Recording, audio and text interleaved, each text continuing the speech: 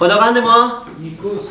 آمین. خداوند ما همیشه نیکوست در همه شرایط خوب باشه، شرایط بد باشه، شرایط سرد باشه، گرم باشه، تنهایی باشه، خلوت باشه، هر جوری که باشه مهم نیست، چون خداوند ما نیکوست و اون خداوند به ما وعده داده که شما رو هرگز تنها نخواهم گذاشت.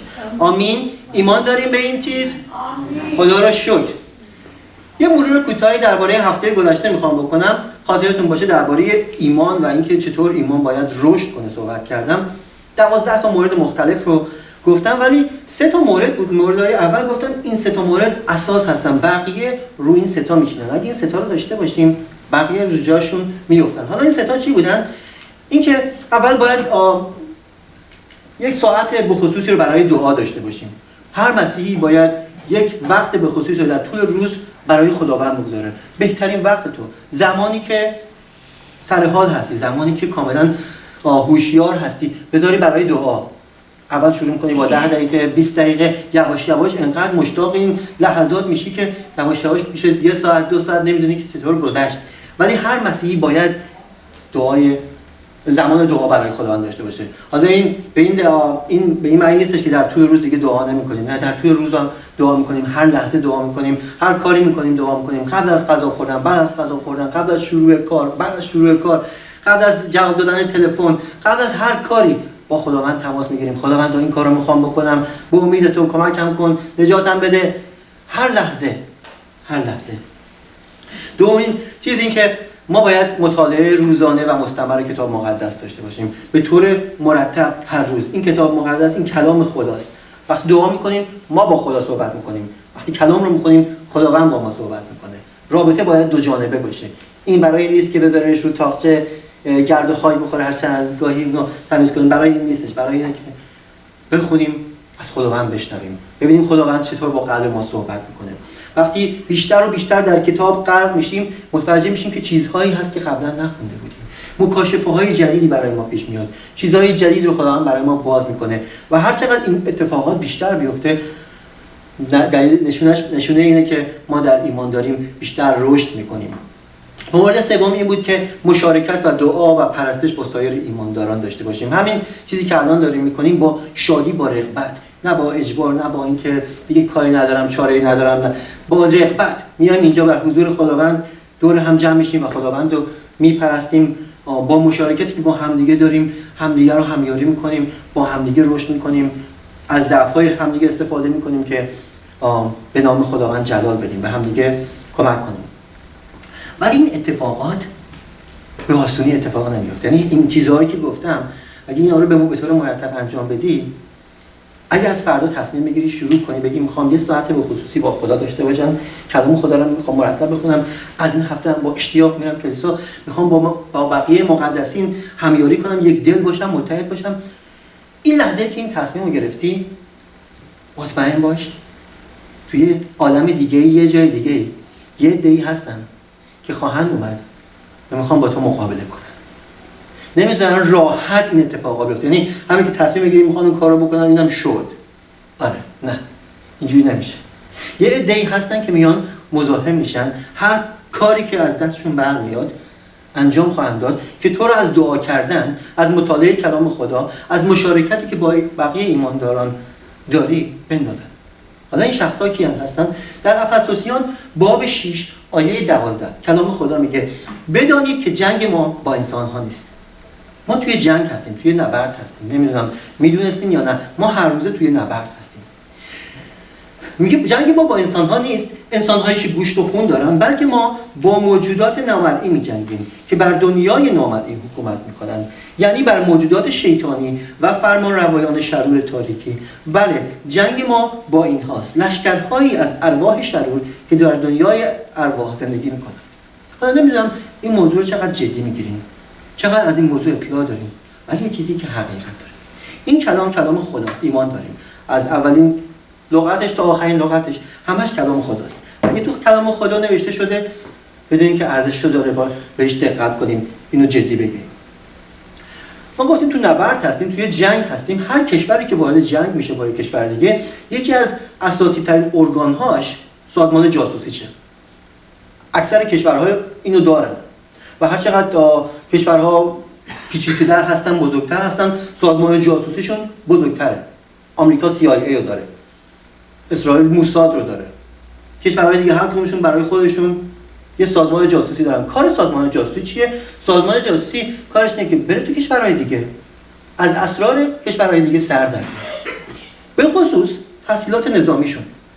با کارهای دیگه، با چیزهای دیگه زیاد کار ندارن، فقط میخوان بدونن تسهیلات نظامی کشورهای دیگه در چه حده، چقدر نیرو دارن، چه قدرتی دارن، چه فرمانده‌هاشون کیا هستن، چقدر مهمات دارن، چه نوع اسلحه‌هایی دارن، چه نوع هواپیماها دارن، چند تا هواپیمای جنگنده دارن، چند تا موشک دارن، چند تا بمب اتمی دارن. همه چیزو باید بدونن، دقیق بدونن که این کشور در این حد قدرتش. بعد میتونیم بدونیم که آیا ما حریفشون میشیم یا نمیشیم. اگه مشکلی پیش اومد سعی کنیم با سیاست، با حرف زدن، با مذاکره حلش کنیم، چون اگه به جنگ طول بکشه میدونیم قدرتشون زیاده. سازمان جاسوسی هر کشور جزو مهمترین ارگان‌های یک کشور هستش. در هر نبردی دو تا عامل وجود داره. اگه این دو تا عامل پیش بیاد شکست اون گروه حتمیه. یکی این که دسته‌ای که هیچ اطلاعی از قدرت و تسهیلات نظامی دشمن نداشته باشه شکستش هم حتمیه. اگه من ندونم دشمنم کیه، دشمنم چقدر قدرت داره، شکستم حتمیه. و همچنین دسته‌ای که دشمن خود رو دست کم بگیره، یعنی حالا اطلاع داشته باشه یه مقدار دست کمش بگیره، بگین دشمن من حریف من نمیشه، من قوی‌تر هستم. اگه دست کمش بگیری شاید اون یه سلاحی داشته باشه که من هنوز به اون پی نبردم، هنوز ازش سر در نیاوردم. پس این دو تا چیز خیلی مهمه. اول اینکه باید اطلاعات داشته باشیم نسبت به دشمنمون، دوم هیچ وقت اون دست کم نگیریم. اگه این دو تا چیز رو تو ذهنمون نداشته باشیم شکستمون حتمیه. طبق گفته کلام خدا در افسوسیان باب 6 آیه 12 که خوندم، ما توی یک جنگی به سر میبریم که بر علیه موجودات نامرئیه. اگه نامرئیه پس معنیش اینه که نمیتونیم ببینیمش. پس امکان داره اینجا باشن و ما نمیتونیم احساسشون کنیم. حالا شاید نباشن، شاید باشن. احتمال داره که تو زندگیامون باشن، تو گوشه و کنار خیابونا باشن. میگه نامرئیه، میگه وجود دارن، حقیقیه. و نه تنها وجود دارن حقیقیه، اونا با ما دشمنی دارن. حالا ما با اونا دشمنی نداریم، اونا با ما دشمنی دارن. چرا با ما دشمنی دارن؟ دشمنی اونا با ما نیست در اصل. دشمنیشون با خداست. اونا به خداوندگاری خدا نمیخوان سر تعظیم فرود بیارن. با این چیز مشکل دارن. میخوان برای خودشون خدا بشن. و روی همین اصل برای خداوند قیام کردن. منتها چون قدرتشون نسبت به خداوند هیچه، زورشون به خدا که نمیرسه. به بنده های خدا، به مخلوقات خدا میخوان فشار بیارن، چون میدونن خداوند چقدر من و شما رو دوست داره. خداوند میدونه چقدر شما رو دوست داره. حالا اگه یه نفر از بیرون بیاد شاید زورش به من نرسه، ولی اگه حتی یه خراش کوچیکی رو بچهای من بیاره، من تمام وجودم آتیش میگیره، تمام دلم جگرم خون میشه. شاید به من زورش نرسه، ولی اگه به بچه‌هام زورش برسه به من آسیب رسونده.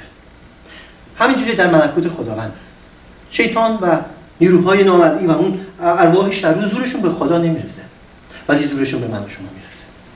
و اگه به من و شما آسیب برسونن، دل خدا رو جریحه دار کردن، دلش رو به خون آوردن. پس زورشون به ما میرسه و هر کاری از دستشون برمیاد خواهند کرد به خاطر دشمنی که با خدا دارن که به من و شما آسیب برسونن. این چیزی که کلام خدا بهمون میگه. پس ما که در نبرد هستیم، حالا برگردیم به اون دو تا موردی که گفتم، اگه هیچ اطلاعی از این دشمنمون نداشته باشیم، از قدرتش، از طرز کارش، از نیرویی که داره، از سیاست‌هایی که داره، از حربه‌هایی که استفاده میکنه اطلاع نداشته باشیم و اگه اونو دست کم بگیریم، اصلا تو ذهنمون نداشته باشیم که همچین چیزی وجود داره اون بیرون، یکی هست که میتونه زندگی منو کاملا به هم بزنه، اگه از این موضوع اطلاع نداشته باشم یا بهش اهمیت ندم، چه اتفاقی میفته؟ شکست من حتمیه. دشمن رو باید جدی بگیری. باید درباره دشمن بدونی و دشمنت رو باید جدی بگیری. اگه ما تو نبرد هستیم، یه دشمن داریم. و اون دشمن ما این بیرون در حال انجام کارهایی هستش. میخواد خرابکاری بکنه و ما باید اطلاعات داشته باشیم. حالا ما چطور میتونیم اطلاعات داشته باشیم؟ آیا سازمان جاسوسی داریم؟ نداریم. ما تو این خطا نیستیم. ولی چطور میتونیم اطلاع داشته باشیم؟ کلام خدا به اندازه کافی به ما اطلاعات داده. در این کتاب از اول می‌بینیم خدا خلق کرد، همه چیز رو به زیبایی خلق کرد، داستان قشنگی داره اتفاق میفته. باب 1، باب 2، یهو باب 3، چند باب اونورتر نرفتیم، باب 3 شیطان ظاهر میشه اونجا، میاد تو اون باغ، آدم و حوا رو که خداوند خلق کرده بود میاد گولشو میزنه، میبینیم وارد میشن از همون اول توی صحنه کار هستن. حالا کتاب رو ورق بزنیم بریم تا آخر کتاب، در کتاب مکاشفه میبینیم بازم سر و کله شیطان هستش. تو تمام کتاب اثرش هست، تو تمام کتاب میبینیم خرابکاری‌هایی که میکنه بهش اشاره شده. پس یه چیز حقیقیه. اگه کتاب مقدس اینقدر براش مهم بوده که در کتاب مقدس بیان شده، پس برای من و شما هم مهم باشه. حالا هر وقت درباره این مسئله داریم صحبت میکنیم، درباره شیطان و نیروهای شیطانی و جن و این چیزهای شریر میخوام صحبت کنیم، دو تا خطر مهم میکن داره پیش بیاد. خطر اول این که در تفکر دشمن زیاده روی کنیم، دشمن رو خیلی دست بالا بگیریم، به طوری که ازش بترسیم، همش دربارش فکر کنیم، هر اتفاقی تو زندگیمون میفته بگیم کار شیطان بوده، کار اجنه بوده، هر اتفاقی بیاد، هر مشکلی که پیش میاد بندازیم گردنمون. این یه خطره. خطر دوم اینه که خیلی دست کم بگیریمش، اصلا بهش اهمیت ندیم، اصلا دربارش فکر نکنیم، یا خیلی دست بالا بگیریمش یا خیلی دست کم. هر دو تاشون به اندازه کافی خطرناکه. ما باید که حد میانه رو داشته باشیم، متعادل داشته باشیم، ازش اطلاع داشته باشیم، بدونیم طرز کارش چجوریه، ولی زیادم بهش ازش نترسیم، هیچ عنوان ازش نترسیم. نه اصلا ازش نترسیم. چرا نباید اصلا بترسیم؟ برای اینکه میدونیم ما پیروزیم در مسیح. حالا هر اتفاقی تو زندگی من و شما میفته نمیتونیم بلافاصله بندازیم گردن شیطان. چند سال پیش تو ایران یه نفر رفته بود آدم کشته بود، تو روزنامه زده بود. این شخص تو شیطان بودم، به شیطان با من صحبت، شیطان گفت مجبورم کردم این کارو بکنم. حالا نمیدونم شاید شیطان کارو کرده باشه، ولی نمیتونی هر کاری کردی بگی شیطان کرده. تو سیستم قضایی آمریکا دیگه اصلا مد شده.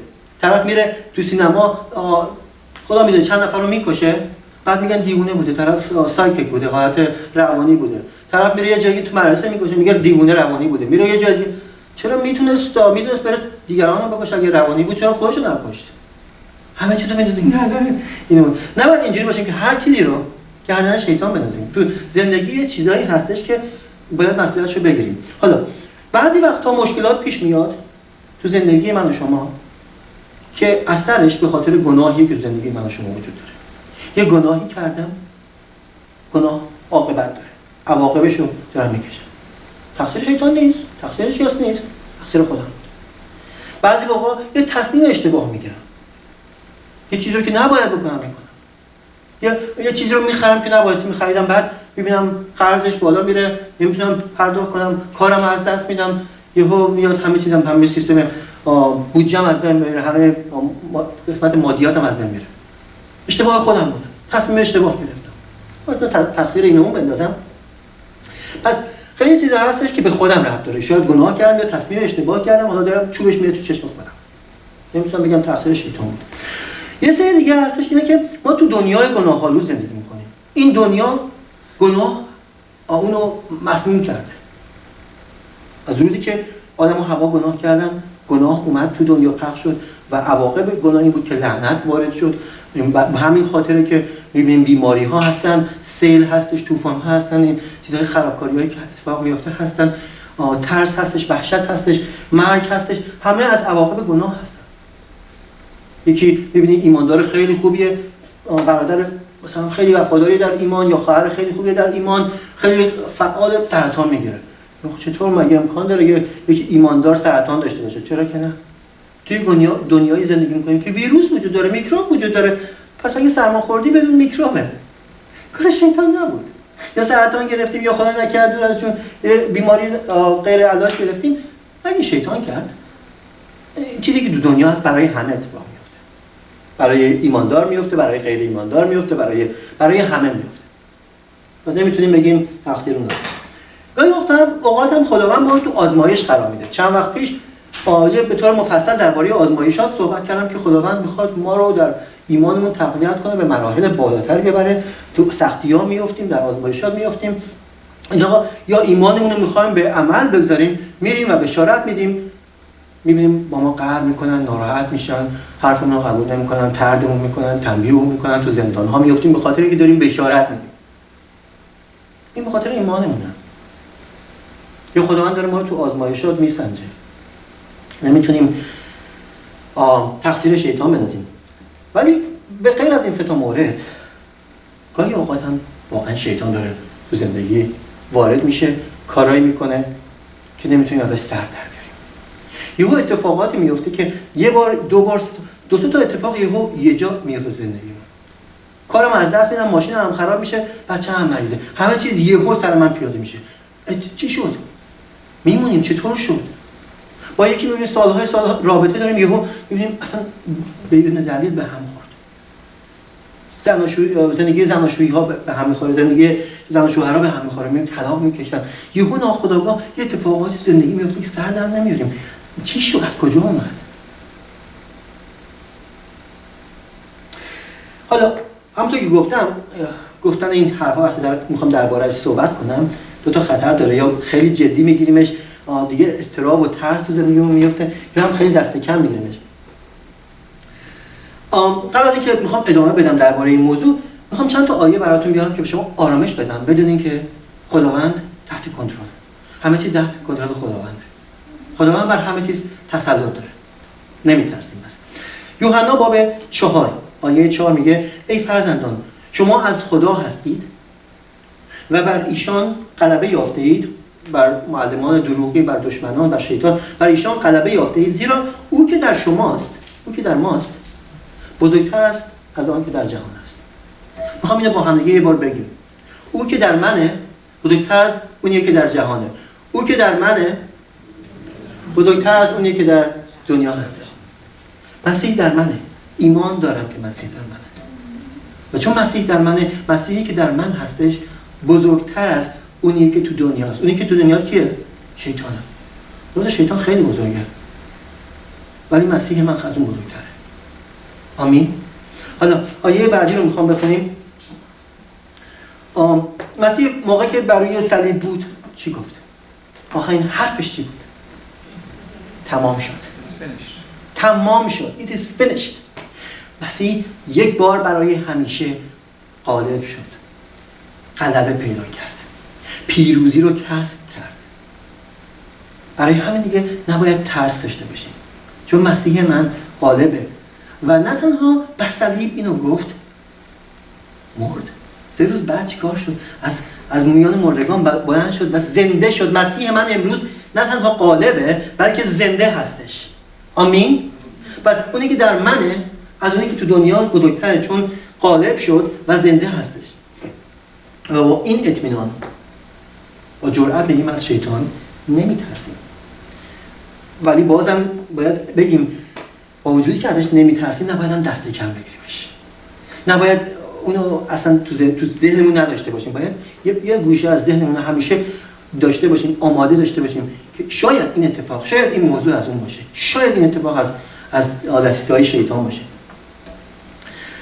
حالا کتاب مقدس درباره ارواح خبیث، درباره شیطان اطلاعات زیادی به ما میده. همونطور که گفتم از اول که شروع می‌کنی از پیدایش، کتاب پیدایش باب 3 یهو می‌بینی شیطان وارد قضیه میشه، بعد ادامه پیدا می‌کنه، جریان همینجوری میره و میاد تا ایوب و داستان‌های دیگه در عهد جدید اینو می‌خونیم تا آخرین کتاب که مکاشفه هست، بحث از شیطان، ارواح خبیثه و شیاطین هستش. حالا حدود مسیح در 4 تا انجیل 37 تا معجزه کرده. 37 تا از معجزه‌های مسیح رو در 4 تا انجیل نوشتن. از این 37 تا معجزه‌ای که کرده 20%شون در رابطه با اخراج ارواح بود. یعنی از هر 5 تا یکیشون اخراج ارواح. کور شفا داده، مرده رو زنده کرده، بر آب دریا راه رفته، 5000 نفر رو غذا داده، روح اخراج کرده. آب رو به شراب تبدیل کرده، معجزات دیگه کرده، روح اخراج کرده. از هر 5 تا معجزه‌اش یکیشون اخراج ارواح بوده. پس ببینید یه چیز جدی بوده. تو دوره مسیح بوده و مطمئن باشین امروز هم هست، الان هم هست.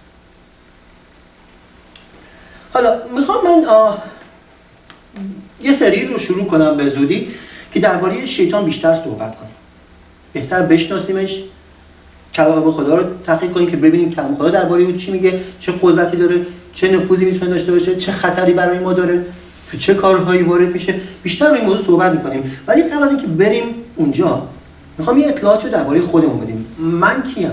ما کی هستیم؟ وقتی اطلاعاتمون درباره خودمون به یه حدی برسه، موقع میتونیم بهتر درک کنیم طرز کار شیطان چطور کار میکنه. من کیم؟ انسان کیه؟ ما کی هستیم؟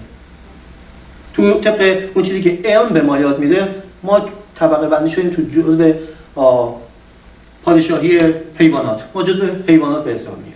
اون چیزی که تو کتاب زیست شناسی درس میدن میگن ما جزء حیوانات هستیم.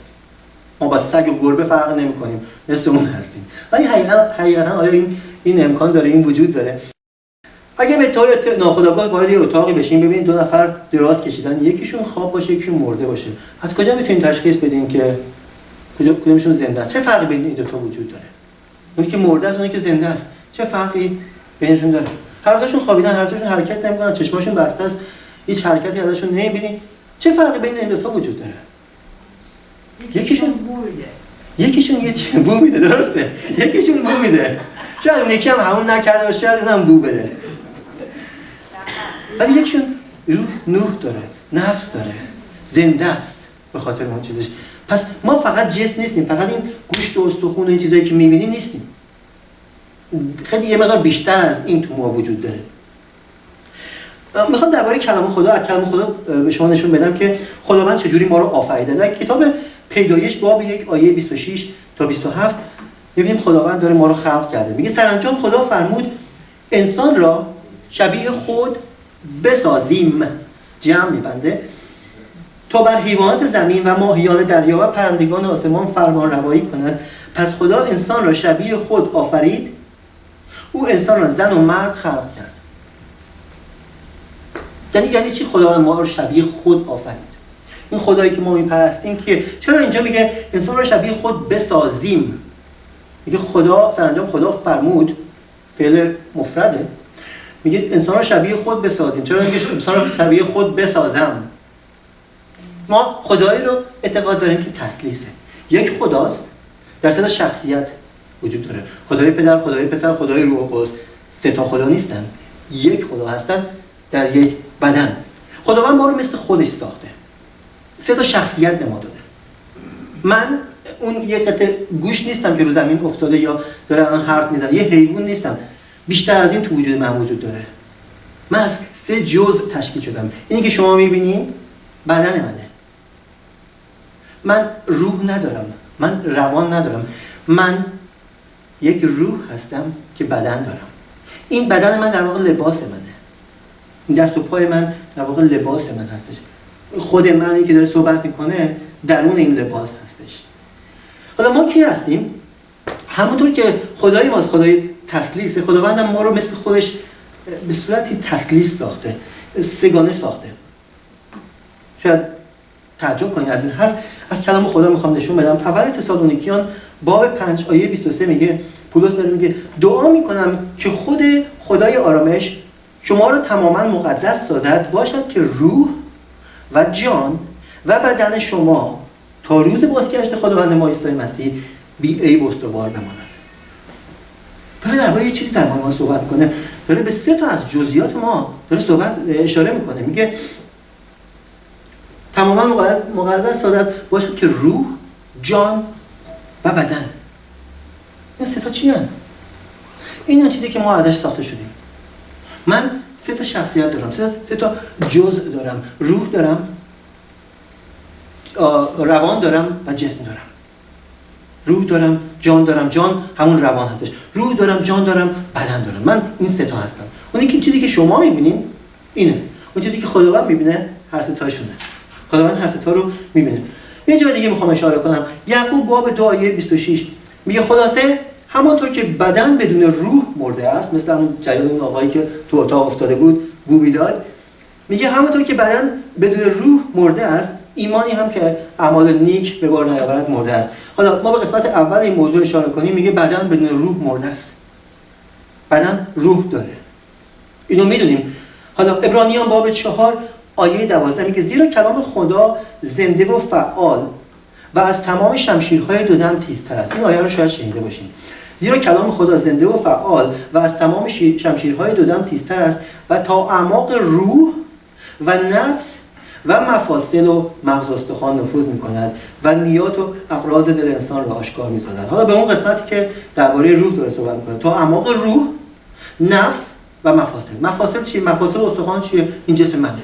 این بدنی که می‌بینین، چشم دو ابرو، دماغ و دهان، یه گردو، این منم. این اون مفاصل استخوان، مغز استخوان منه. ولی غیر از این دو تا چیز دیگه رو داره اشاره می‌کنه، میگه نفس و روح. پس من روح دارم، نفس که همون روان هستش و جان یا بدن دارم که همون جسم هستش یا مغز و مفاصل. ما از سه جزء تشکیل شدیم.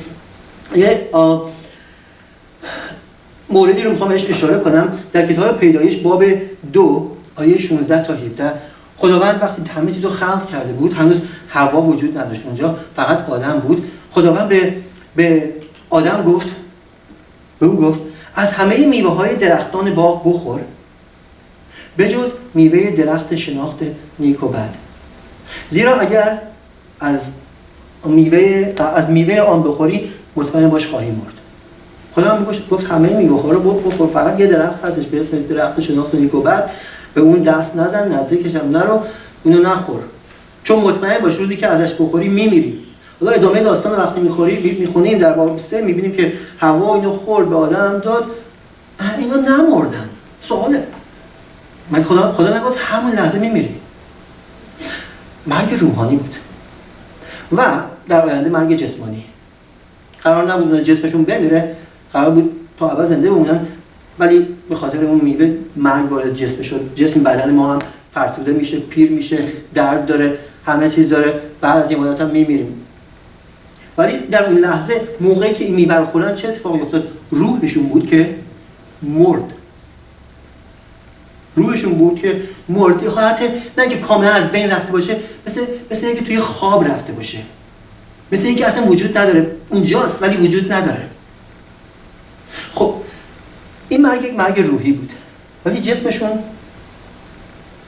زنده بود. هنوز چند سال بیشتر زندگی کردن، تا 900 سال زندگی کردن و بچه دارم بودن، ولی روحاً مرده بودن. وقتی روح میمیره چه اتفاقی میفته؟ با خدا رابطه‌ای نداشتن. حالا توی دنیا پر از آدمایی هست، این دنیا پر از آدمایی هستش که به اصطلاح مرده‌های زنده هستن، مرده هستن ولی دارن راه میرن. این فیلم‌ها رو دیدین، این زامبیا بعد اینکه میمیرن پا میشن راه میافتن و دیگران رو میخوان بخورن، هر کی میخورن زنده اونم زامبی میشه. دنیا پر از زامبیه. اون هر کی در ایمان نیست، در مسیح نیست، روحش مرده است. این جسمش، اون روانش زنده هستن ولی روحش وجود نداره، مرده، خواب رفته، اونجا وجود نداره. در یوحنا باب 3 آیه 3 تا 8 کلام خدا رو باز کنیم. به یوحنا باب 3 آیه 3 تا 8 یکی از عمیق‌ترین مفاهیم مسیحیت اینجا گنجانده شده که برای قرن‌ها سوال بوده. خیلی تفاسیر مختلفی رو ازش درآوردن، ولی اون چیزی که کلام خدا میگه خیلی واضحه. بر اساس اون چیزایی که تا حالا براتون گفتم، اینا رو کنارش بذاریم متوجه میشین که خیلی راحت درکش. در یوحنا باب 3 آیه 3 تا 8 عیسی جواب داد. حالا به کی جواب داد؟ به نیقودیموس. نیقودیموس یک کاهنی بود، یک کسی بود که در امور دینی یهودی خیلی سرشناس بود. یه شب میاد پیش مسیح و میخواد ازش سوال کنه که این اتفاقاتی که میفته، معجزاتی که انجام میدی، این جریان چیه؟ تو کی هستی؟ آیا مسیح هستی؟ حالا عیسی جواب داد اگر تولد تازه پیدا نکنی هرگز نمیتوانی ملکوت خدا رو ببینی. این که میگویم این حقیقت است. نیقودیموس با تعجب گفت منظورتون از تولد تازه چیست؟ چگونه امکان دارد پیرمردی مثل من به شکم مادرش بازگردد و دوباره متولد شود؟ عیسی جواب داد آنچه میگویم این حقیقت است. تا کسی از آب و روح از آب و روح نیابد نمیتواند وارد ملکوت خدا شود. زندگی جسمانی را انسان تولید می‌کند، ولی زندگی روحانی را روح خدا از بالا به ما می‌بخشد. پس تعجب نکن که گفتم باید تولد تازه پیدا کنی. درست همان گونه که صدای باد را میشنوی ولی نمیتوانی بگویی از کجا میآید و به کجا میرود، در مورد تولد تازه نیز انسان نمیتواند پی ببرد که روح خدا آن را چگونه عطا میکند. یه چیزی داریم، یه مفهومی در مسیحیت داریم به نام تولد تازه.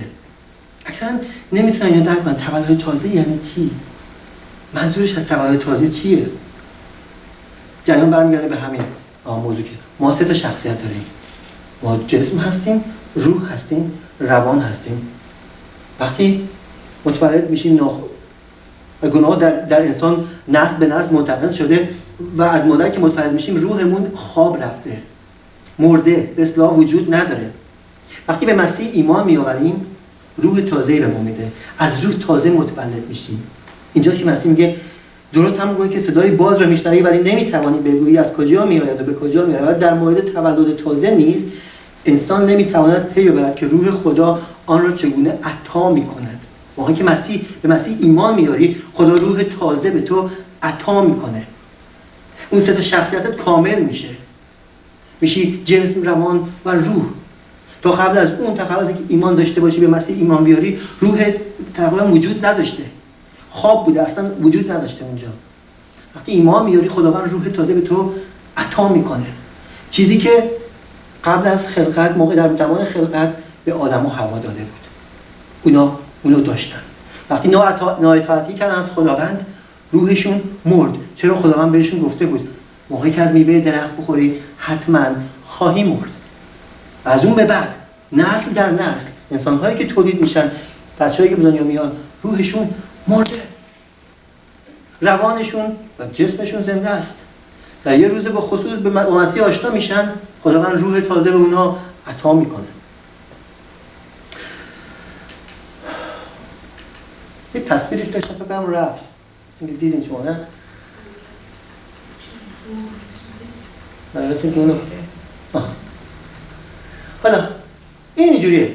ما جسم داریم، ما روان داریم، ما روح داریم. ما این هستیم. ما 3 تا شخصیت داریم. کسی که ایمان نداره اینو نداره. مرده، به خواب رفته، حالت تو رویاست، چیزی رو درک نمیکنه. هستش ولی نباشه بهتر، اصلا خوابه درک نمیکنه. حالا با کسایی برخورد کردین که دارین درباره مسیح صحبت میکنین هیچ نمیفهمه. هر چقدر بیشتر بهش میگی اصلا ذهنش نمیره. پره.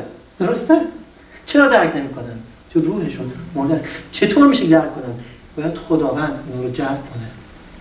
مسیح میگه هیچ کس نمیتواند نزد پدر بیاید مگر اینکه پدر او را بخواند. پدر باید بخونه. پدر باید این لطف رو باز کنه. پدر باید چشم روحش رو باز کنه که بفهمه مسیح خداونده. حالا این تصویر رو میخوام یه داشته باشین. در همین حین که این تصویر اینجا هست میخوام رومیان باب 7 آیه 14 تا 15 رو با هم بخونیم. رومیان باب 7 رو باز کنیم از آیه 14 تا 15 و بر اساس این تصویر میخوام این رومیان باب 7 آیه 14 تا 15 رو براتون تشریح بدم.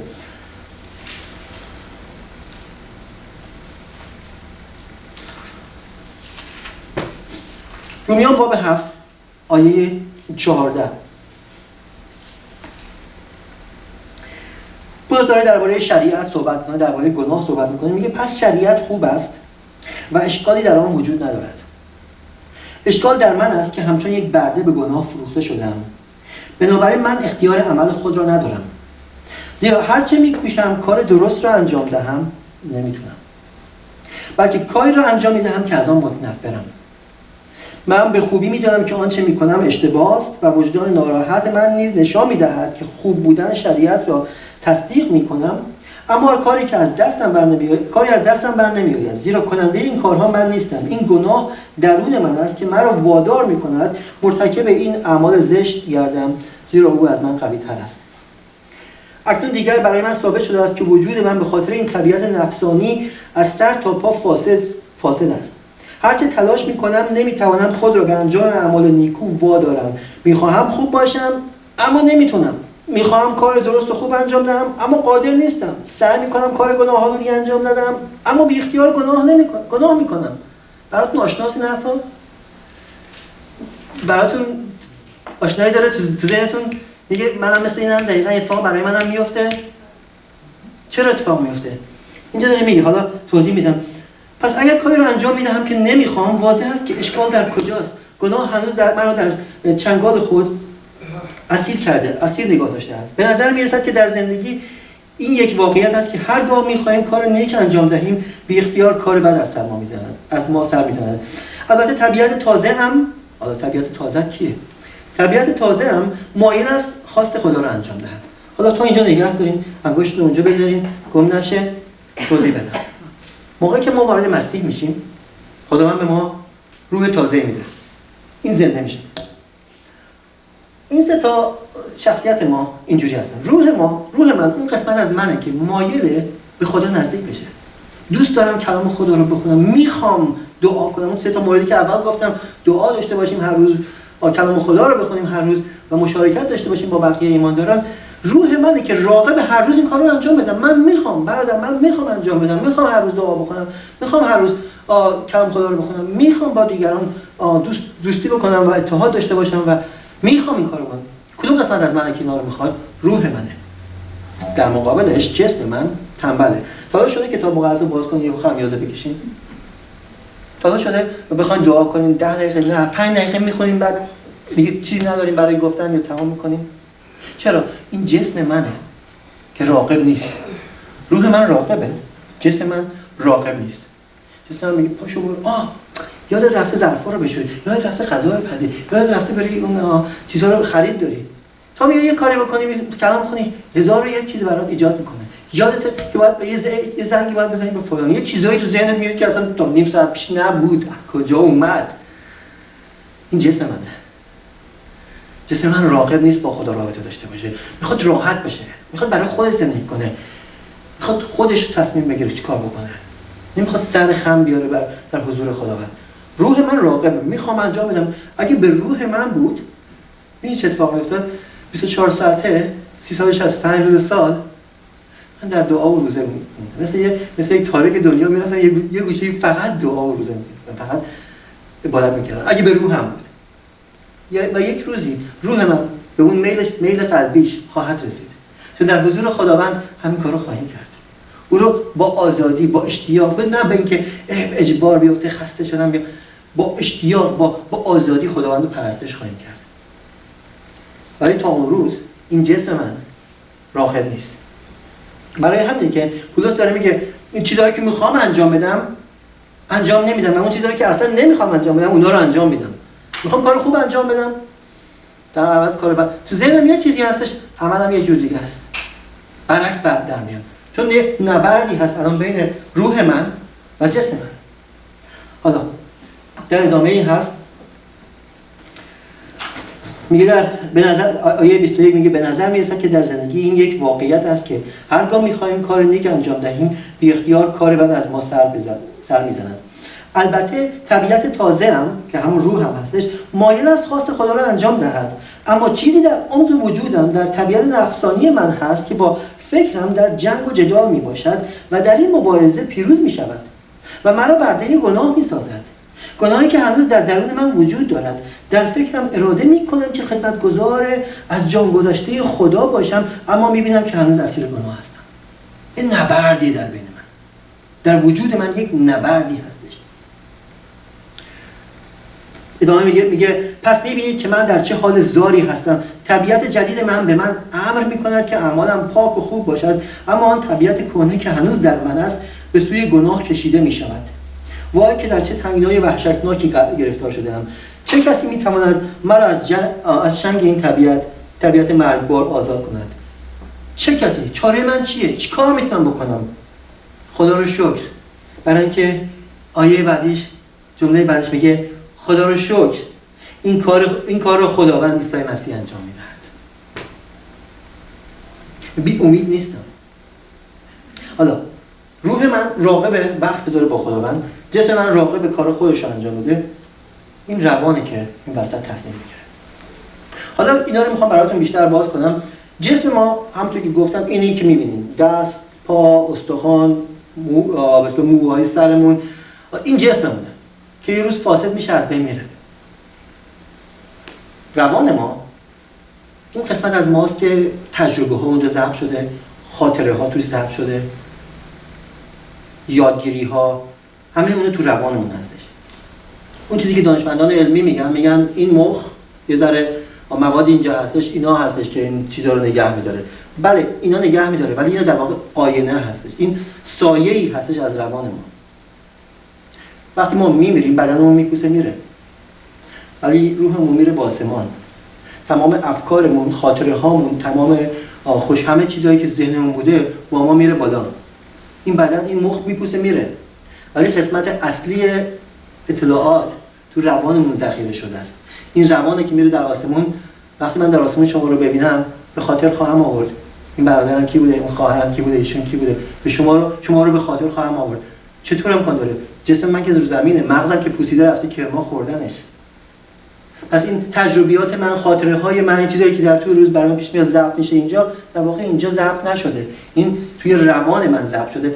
این چیزی که اینجا هست سایه‌ای از اون چیزی که تو روان من هستش، تصویری از چیزی که حقیقیه، چیز حقیقی تو روان ضبط شده. روان من اون قسمت از وجود منه که افکار هستش، خاطره ها هستش. یه چیز دیگه هم هست تو روان من، اراده من تو روان منه. من با روانم تصمیم میگیرم این کارو بکنم یا نکنم. قوه تصمیم گیرنده من تو روان من هستش. و روح من چیه؟ روح من قسمتیه که دوست داره با خدا وقت بذاره، راغبه به خدا نزدیک بشه. حالا یه جنگ بین روح و جسم. جسم نمیخواد، روح میخواد. جسم نمیخواد، روح نمیخواد. اگه این دو تا تنها بودن هر میذارن سر هم دیگه، هیچ اتفاقی هم نمیافتاد. یعنی نه به خدا نزدیک میشدین، همین میذارن سر هم دیگه. ولی خدا رو شکر یه چیزی وسط هستش به اسم روان که قوه اراده ما اونجاست. حالا گاهی اوقات این روان ما میره نزدیک روح میشه، دستش میندازه رو گردن روح، با هم دیگه دوست میشن، دو تایی غالب میان بر جسم. گاهی اوقات این روان من میره دستش میندازه گردن جسم من، با هم دیگه یکی میشن، غالب میان بر روح من. ما باید یاد بگیریم که روانمون رو تربیت کنیم، نظم بهش بدیم. چطور؟ خدا را شکر این کارا خداوند عیسی مسیح انجام میدهد. چطور؟ برمیگردیم سر خونه اولمون. کلام خدا رو هر روز میخونم، هر روز در دعا هستم، مشارکت دارم. وقتی کلام خدا رو هر روز میخونی، دعا میکنی، مشارکت داری، اینا کجا میره؟ کجا ضبط میشه؟ توی این قسمت خاکی من نه، توی روان من ضبط میشه. روان من یواش یواش پر میشه از چیزهای الهی، به جای اینکه از چیزهای دنیوی، به جای اینکه از چیزایی که تو دنیا هستش، مدهای مختلف، عشق و حال دنیوی، به جای اینکه از اینا پر بشه، از پر میشه. روان من یاد میگیره که به خدا نزدیک بشه. موقعی که روان من نزدیک میشه، دستش میذاره گردن روح من، با همدیگه یکی میشن. موقعی که یواش یواش روح من میتونه بر جسم من غالب بیاد. حالا در هفته‌های آینده در این مورد بیشتر صحبت خواهیم کرد که وقتی این تصمیم رو گرفتی، یعنی روان تصمیم گرفت میخوام این کارو بکنم، از فردا میخوام این کارو بکنم، هر جور شده باشه، با هر سختی این کارو خواهم کرد، دشمنی داریم که میاد مقاومت میکنه. سلام رو خرم کنیم، چند لحظه در دعا باشیم.